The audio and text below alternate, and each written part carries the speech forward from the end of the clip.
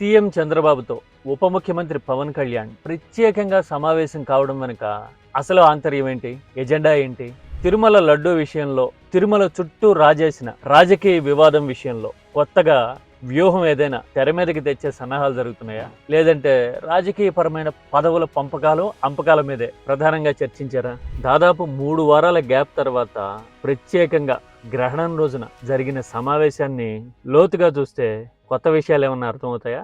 దీర్ఘకాలంలో ప్రభావం చూపించే రాజకీయపరమైన అంశాలు ఏమైనా బయటపడతాయా?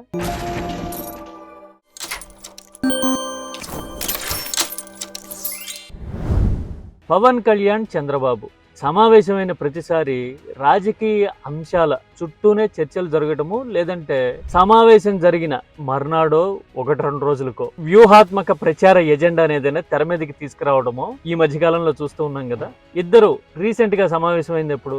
కూటమిలో ఉన్న 3 పార్టీల నాయకులు లడ్డూ విషయంలో వైసీపీ మీద ఆరోపణలు చేయడానికి ప్రత్యేకంగా సమావేశం పెట్టుకోవడం చూసాం కదా. అలాగే ప్రతిసారి ఏదో ఒక రాజకీయ వ్యూహాన్ని తెర మీదకి తీసుకురావడం కనబడుతుంది కదా. అంతకు మించిన కీలక అంశాలేవి ప్రస్తావనకు రావట్లా. కావాలంటే చెక్ చేయండి. పరిపాలనకు సంబంధించిన విషయాలైనా, ఆర్థికంగా రాష్ట్ర భవిష్యత్తు మీద ప్రభావం చూపించే టాపిక్ల మీద పవన్ కళ్యాణ్ ఎలాగో మాట్లాడరు. కావాలంటే చూడండి, బడ్జెట్ మీద పవన్ కళ్యాణ్ ఏదైనా సునిశ్చితమైన ఆలోచింపజేసే లోతైన ప్రయత్నం ఏమన్నా చేశారా? కేటాయింపుల గురించి చెప్పడం గానీ, ప్రాధాన్యాల గురించి వివరించడం గానీ, లేదంటే ఇదిగో ఇలా ఉంది, ఇలా ఉండటం వల్ల ప్రభావాలు ఇలా ఉంటాయి అని చెప్పి నెంబర్లు, రంగాల వారీగా కేటాయింపులు లాంటి విషయాల మీద ఎప్పుడైనా లోతుపాతుల గురించి పోని పాజిటివ్ గానే కూటమిలో ఉన్నారు కాబట్టి చెప్పడం చూసామా?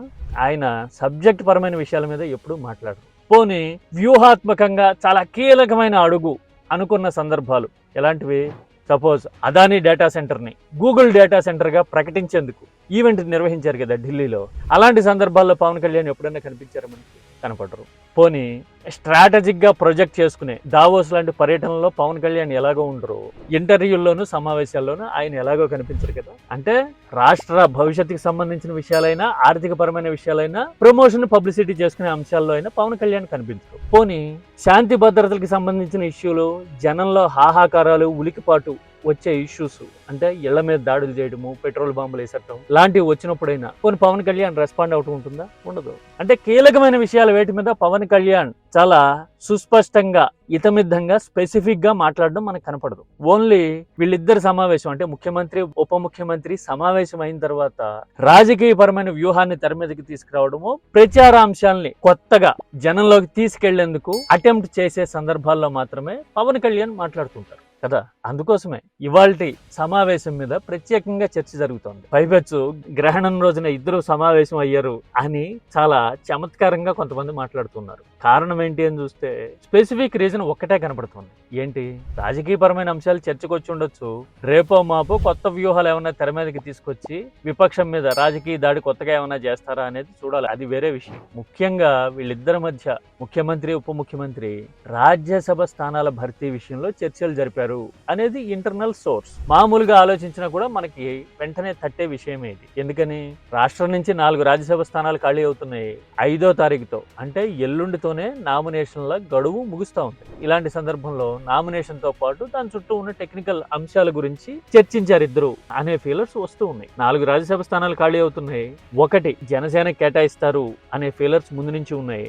ఇక మిగిలిన 3 స్థానాల్లో మరి నత్వాన్ని రిటైన్ చేసుకుంటారా, లేదంటే బీజేపీ ఎవరి పేరైనా సూచిస్తుందా, పార్టీకి సంబంధం లేకుండా అడ్వాంటేజ్ వచ్చేలాగా అనేది ఒక పాయింట్ అయితే, 2 స్థానాలు గట్టిగా టీడీపీనే తీసుకునే అవకాశాలు అయితే ఈక్వేషన్స్ బట్టి ఉన్నాయి కదా.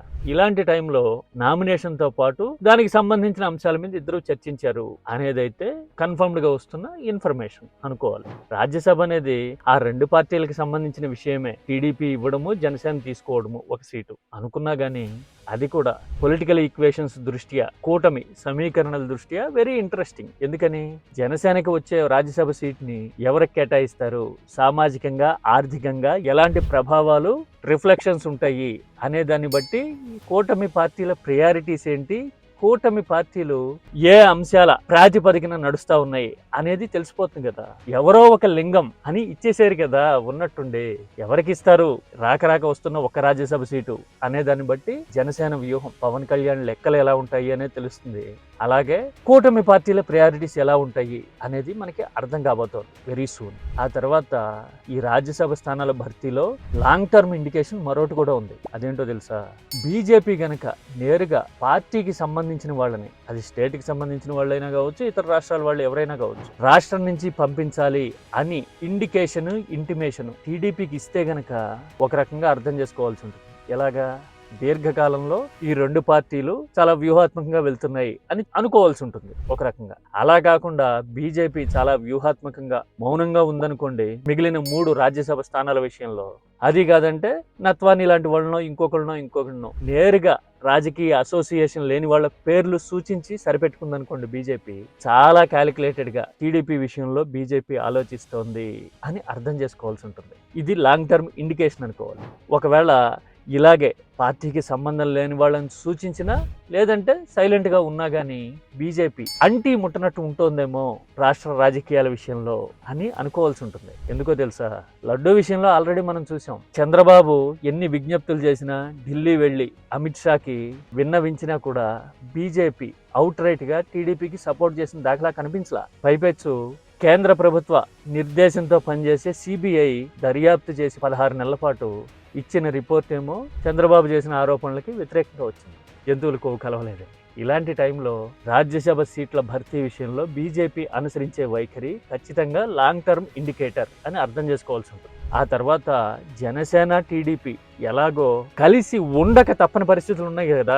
రెండు పార్టీలది గంతకు తగ్గ బొంత అనే బంధం కదా. కలిసి ఉండాలి, కలిసి ఉంటేనే బెనిఫిట్ కాబట్టి కలిసే ఉంటారు. ఉన్నప్పుడు ఒక రాజ్యసభ సీటు ఎలాగో ఇస్తున్నారు, ఇచ్చినప్పుడు నామినేషన్ ఎట్లాగా, ఆ తర్వాత పరిస్థితులు ఏంటి, పరిణామాలు ఏంటి లాంటి విషయాలు. రిలేటివ్లీ కొత్త పొలిటీషియన్ కాబట్టి పవన్ కళ్యాణ్తో చంద్రబాబు అదే విషయాలు చర్చించారు అని అనుకోవాలేమో. అంతే కదా. అంతకు మించిన వ్యూహాలు ఏమైనా ఉంటాయా? అడుగడుగున వ్యతిరేక మలుపులే తిరుగుతున్న తిరుమల వివాదాల విషయంలో కొత్తగా స్ట్రాటజీని డిరైవ్ చేసే అవకాశం కానీ, ఏదైనా కొత్త అంశాన్ని తెర మీదకి తీసుకొచ్చే ఓపిక, సామర్థ్యం కానీ కూటమికి ఉన్నాయనుకుంటారా? అనుకోగలమా? Any thoughts? ఇద్దరు సమావేశంలో ఇంతకు మించిన అవుట్కమ్ ఏమైనా ఉండే అవకాశం ఉంటుందా? నిర్మాణాత్మకంగా మాట్లాడుకుందాం.